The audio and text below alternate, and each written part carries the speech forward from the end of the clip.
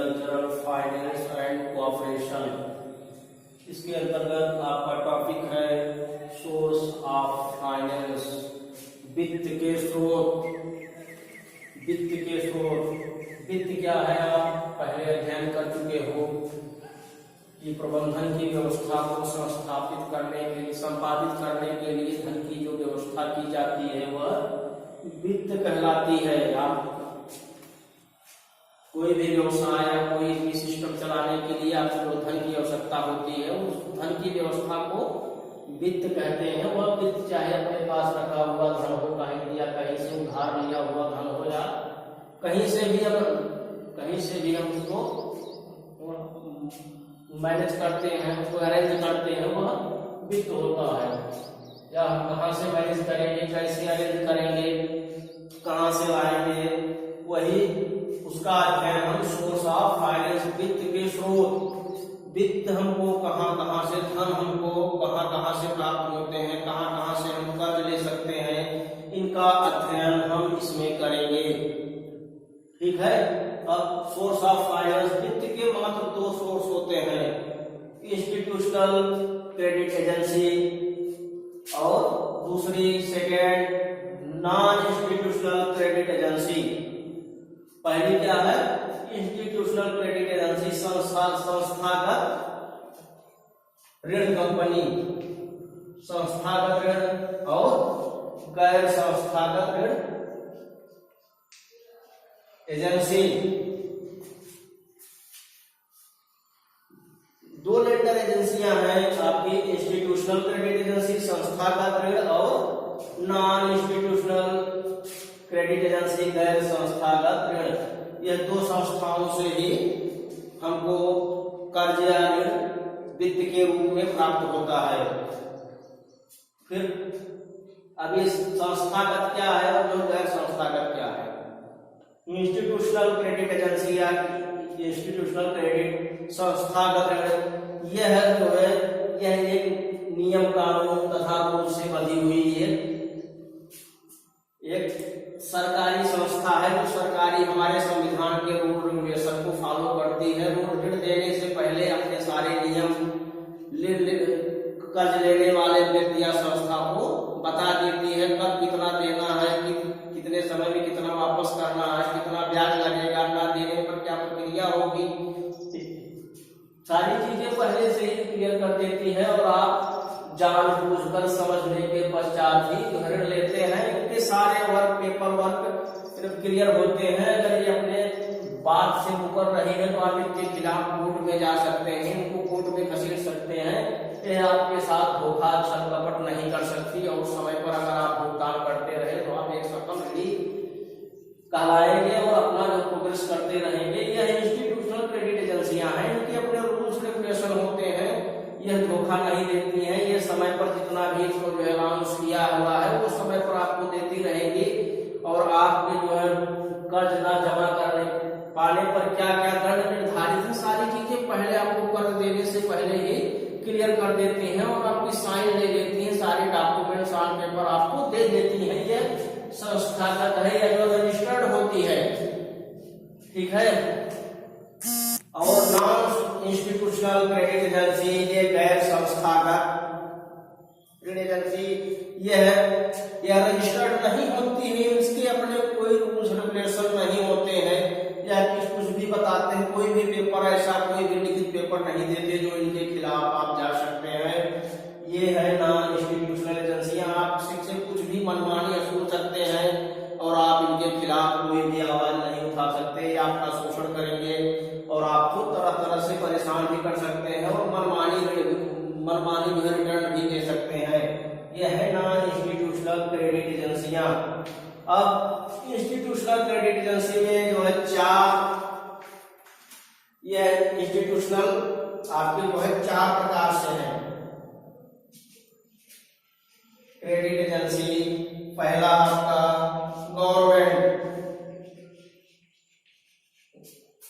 Government सरकार आपकी, दूसरा कोऑपरेटिव,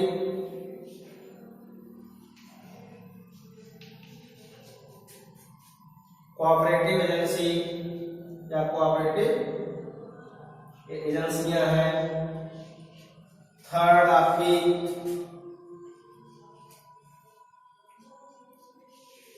कॉरपोरेशन।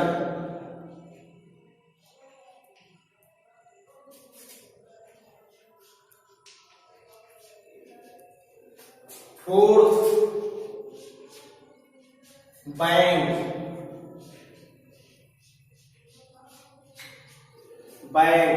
पहला आपके इंस्टीट्यूशनल क्रेडिट एजेंसी में ये चार पार्ट आते हैं। चार क्रेडिट एजेंसियों का मुख्य रोल रहता है। पहला है गवर्नमेंट, सरकार के द्वारा जो भी कर्ज, ऋण और सुविधाएं दी जाती हैं आपको गवर्नमेंट के अंतर्गत आती हैं। दूसरा कोऑपरेटिव एजेंसी या कोऑपरेशन, सहकारी समितियां।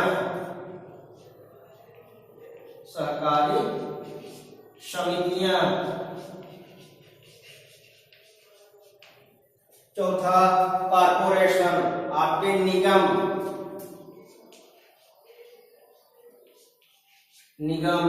आपके तरह तरह के निगम है।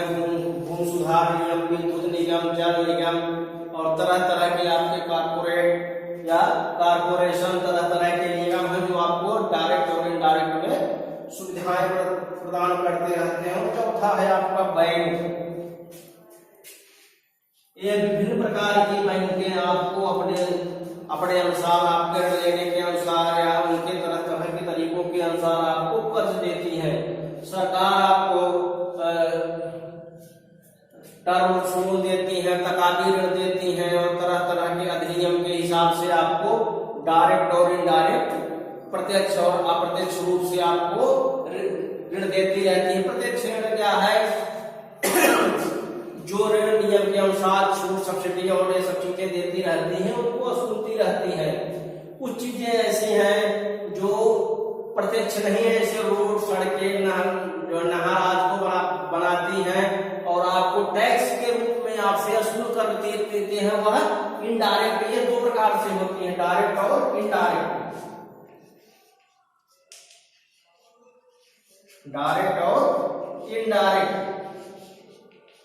प्रत्यक्ष और अप्रत्यक्ष। प्रत्यक्ष हुआ है जो आप अदा करते हैं, आपको पता चलता है, और इनडायरेक्ट हुआ है जो आप जमा तो करते हैं लेकिन आपको एहसास नहीं होता है। ठीक है, जैसे आपने कोई सुविधा ली है और उसका आप भुगतान कर रहे हैं, लेकिन कुछ चीजें हैं जो आपको सुविधा के रूप में दी गई है। जैसे आपकी सड़क, नहर और भी सिंचाई के साधन है, वो आपको जो कर के रूप में वसूलती सरकार, वह इनडायरेक्ट या प्रत्यक्ष रूप से कर्ज कहलाता है। यह गवर्नमेंट के द्वारा दी गई सुविधाएं हैं। आपको पाठ्यपुस्तकों के लिए तकाबीर और तरह तरह की सुविधाएं, या जो है कोई भी आपदा आ जाए जो किसानों के लिए उनके ऋण की व्यवस्था, सब्सिडी की व्यवस्था, सारी सुविधाएं आपको गवर्नमेंट के द्वारा मिलती हैं। दूसरा कोऑपरेटिव एजेंसियां, सहकारी समितियां, कोऑपरेटिव सोसाइटियां हैं जो कि आपके द्वारा, जो कि खुद हम सबके द्वारा बनाए हुए एक मेंबरशिप की एक समिति होती है, सोसाइटी होती है, जो हम सबके धन को कलेक्ट करके फिर हमको कर्ज के रूप में देकर एक संस्था तैयार करती है जो हमको जो है कर्ज प्रदान करती है, या सहकारी समितियां हैं। और थर्ड कॉरपोरेशन, तरह तरह के निगम है, विद्युत निगम, जल निगम, भूमि सुधार नियम और भी गवर्नमेंट के कई तरह के कॉरपोरेशन है, निगम है जो हमको कर्ज प्रदान करते हैं। और आपकी चौथी है बैंक। तरह तरह की आपकी बैंक है, आपकी नाबार्ड है, पीएनबी है, कैनरा है, तरह तरह की बैंक है, आपकी एक्सिस बैंक है। इसमें सारी बैंकें जो है, भूमि विकास बैंक है, तरह तरह की बैंकें हैं आपकी जो आपको कर्ज प्रदान करती हैं। ये चारों नियम इंस्टीट्यूशनल क्रेडिट के अंतर्गत आते हैं। इनका अध्ययन हम इसमें करते हैं। इंस्टीट्यूशनल क्रेडिट में अगर ये हमको कर्ज लेने से पहले सारे नियम, रूल्स, रेगुलेशन ऑन पेपर हमको प्रोवाइड कर देते हैं और हमारे हस्ताक्षर और प्रमाण पत्र ले लेते हैं, और हम बार रिकॉर्ड अपने पास इनको रिटर्न करते हैं। ये हमारे साथ धोखाधड़ी या छल नहीं कर सकते। यह इंस्टीट्यूशनल क्रेडिट के अंतर्गत आता है। अब नॉन इंस्टीट्यूशनल क्रेडिट, गैर संस्थागत ऋण। गैर संस्थागत ऋण क्या है?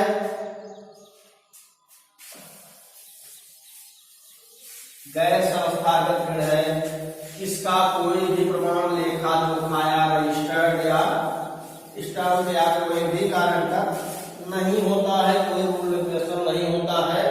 हम अपनी मजबूरी के अनुसार, अपनी आवश्यकता के अनुसार इनसे कर्ज ले लेते हैं। ये जैसे ये कई प्रकार से होते हैं। मनी लेंडर,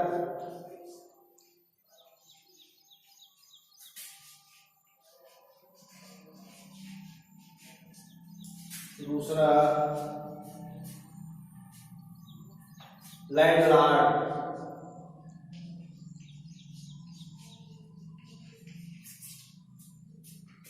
तीसरा ट्रेडर,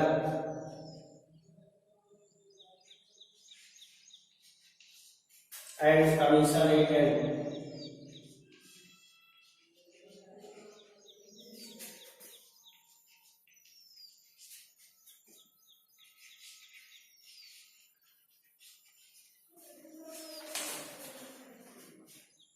और रिलेटिव,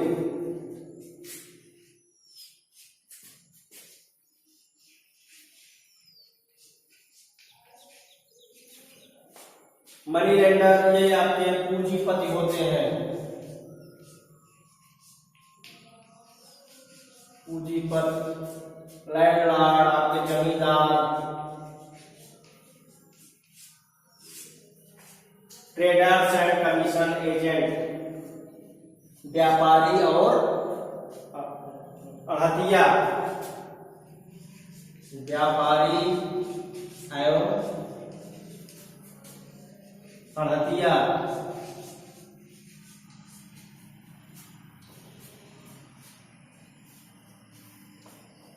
अड़तिया रिलेटिव माने रिश्तेदार।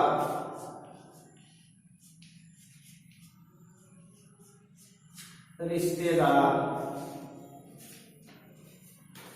अब नॉन इंस्टीट्यूशनल में आपके, नॉन इंस्टीट्यूशनल में 4-5 तरह के होते हैं। आपके पहले हैं मनी लेंडर, जब पूंजीपति, जो आपके क्षेत्र के पूंजीपति होते हैं। वह कर्ज लेने वाले व्यक्ति या संस्था या एजेंसी को कुछ पैसे दे देते हैं, उनकी आवश्यकता के अनुसार पैसे दे देते हैं और बीच बीच में बिना रूल रेगुलेशन के वसूलते रहते हैं। कुछ तो ईमानदार होते हैं, वो दिए गए बताए गए ही शर्तों पर वसूलते हैं। कुछ तो जो है दबंग होते हैं, जो मनमानी ढंग से जमा करने के बाद भी वसूलते रहते हैं। वह मनी लेंडर, पूंजीपति जैसे ये बिना लेखा जोखा, बिना पेपर वर्क के भी कर्ज दे देते हैं। इनका कोई भी लाइसेंस, कोई भी परमिट नहीं होता है और ये कर्ज के रूप में दे देते हैं।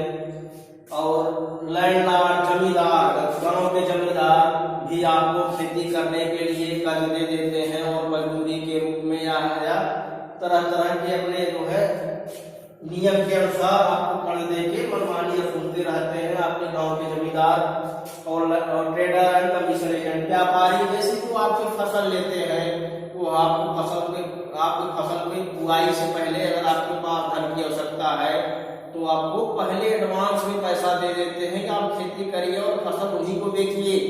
वो आपका पैसा भी, और आपको पैसा तो दे देते हैं, ब्याज भी देंगे और फसल को मनमानी ढंग से सस्ते दामों पर भी खरीदते हैं, क्योंकि वो पहले से पैसे दिए होते हैं। आपके कमीशन एजेंट, अड़तिया, बिचौलिए। कमीशन एजेंट क्या है? आपके मीडिएटर, बिचौलिए, जो आपकी भिजवाने का काम करते हैं, आपको कर्ज दिलवाने का काम करते हैं। कमीशन एजेंट, अड़तिया या व्यापारी है, ये आपको कर्ज देते हैं, एडवांस में धन दे देते हैं और आपकी फसल, आपके उत्पादन को वह परचेज कर लेते हैं, खरीद लेते हैं और कम रेट पर भी खरीदते हैं। रिलेटिव आपके रिश्तेदार भी आपकी विपत्ति में आपको जरूरत पड़ने पर भी धन दे देते हैं और समय समय पर आपसे कम या ज्यादा ब्याज पर आपसे पैसे ले लेते हैं। इनका कोई लेखा जोखा नहीं होता है।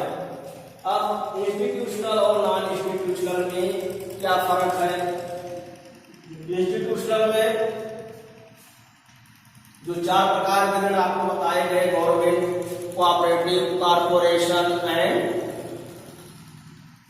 बैंक, ये 4 प्रकार के ऋण बताए गए। इनके सारे रूल्स रेगुलेशंस रजिस्टर्ड होते हैं, संविधान के नियम के तहत होते हैं। यह कर्ज देने वाले को कर्ज देने से पहले सारे नियम से अवगत करा देते हैं, सारे नियम से अवगत करा देते हैं कि कर्ज न देने पर क्या पनिशमेंट है, क्या क्या दंड है, और जो कितना कब समय पे कितना देना है, कितने लाभ है, कितने छूट, सारी चीजों का अवगत पहले से ही करा देते हैं। सारे खेल ओपन होते हैं। और नॉन इंस्टीट्यूशनल में पेपर वर्क नहीं करना पड़ता है। अगर आप पेपर वर्क नहीं करना पड़ता है, इनके रूल रेगुलेशन कुछ नहीं होते, इनके पास लाइसेंस भी नहीं होते हैं। ऐसे मनमानी ढंग से देके आपका बहुत नुकसान करते हैं और आपसे मनमानी पैसे वसूलते हैं। मनी लेंडर वगैरह तो जबरदस्ती जाके घर पे, अगर आप समय पर कर्ज ना दे पाए तो आपके घर पे जाके 10-20 व्यक्तियों को लेके दबंगई के साथ आपके टीवी, सोफा और सारे सामान भी घर से उठवा लाते हैं। और लैंडलॉर्ड की भी यही हाल है, आपकी जमीन जोत लेते हैं। आपने पुरानी फिल्मों में भी देखा होगा ना, मुनीम जी कैसे पैसा वसूल लेते थे और किस तरह से सारी चीजों का आपका शोषण करते थे। आपके ट्रेडर, व्यापारी और कमीशन एजेंट, अड़तिया, बिचौलिया और आपके व्यापारी आपको व्यवसाय करने के लिए, खेती करने के लिए एडवांस में पैसे दे देते हैं और आपके उत्पाद को अपने हिसाब से परचेज करते हैं, जिससे आप मार्केट का रेट आपको अच्छा रेट आपको नहीं मिल पाता और आपको अपनी फसल, अपना उत्पादन उनको बेचने के लिए मजबूर होना पड़ता है। और रिलेटिव आपके रिश्तेदार आपके जो है जरूरत है तो कम ब्याज पर या आपके बिहेव के ऊपर भी आपको धन दे देते हैं। अब इंस्टीट्यूशनल और नॉन इंस्टीट्यूशनल में, इनमें जो सबसे ज्यादा व्यक्ति इंस्टीट्यूशनल में नहीं जाके नॉन इंस्टीट्यूशनल की ओर क्यों भगता है, इसका एक कारण है शिक्षा का कम होना, पेपर वर्क का ज्यादा होना, इंस्टीट्यूशनल में पेपर वर्क का ज्यादा होना। ये सारी दिक्कतों से बचने के लिए किसान या व्यापारी कर्ज के रूप में नॉन इंस्टीट्यूशनल की तरफ ज्यादा भगते हैं। यह जानते हुए भी नुकसान है, इसमें इधर बहुत लॉस है और हम धोखा खा जाएंगे। लेकिन पेपर वर्क और समय की बचत के साथ साथ अच्छी शिक्षा का ना होना, ये बहुत बड़ा कारण है, बहुत बड़ा दुर्भाग्य है, इसलिए लोग नॉन इंस्टीट्यूशनल क्रेडिट की तरफ भागते हैं। ये आपका हुआ सोर्स ऑफ क्रेडिट, इसका पीडीएफ हिंदी और इंग्लिश में आपको दे देंगे। बाकी हम अगले क्लास में आपको बैंकों के बारे में बताएंगे। आप एग्रीकल्चर फाइनेंस कॉर्पोरेशन में सोर्स ऑफ फाइनेंस, वित्त के स्रोत का आपको अध्ययन करा दिया गया। यह 2 प्रकार से होता है, इंस्टीट्यूशनल और नॉन इंस्टीट्यूशनल, संस्थागत और गैर संस्थागत। संस्थागत क्या होता है इसके बारे में हमने बताया, गैर संस्थागत क्या होता है। संस्थागत में जो है पेपर वर्क, रजिस्टर्ड, नियम रूल से बंधे होते हैं और गैर संस्थागत इनका कोई रूल रेगुलेशन नहीं होता है, मनमानी ढंग से काम करते हैं। इंस्टीट्यूशनल की 4 प्रकार से होता है आपका गवर्नमेंट, कोऑपरेटिव, कॉर्पोरेशन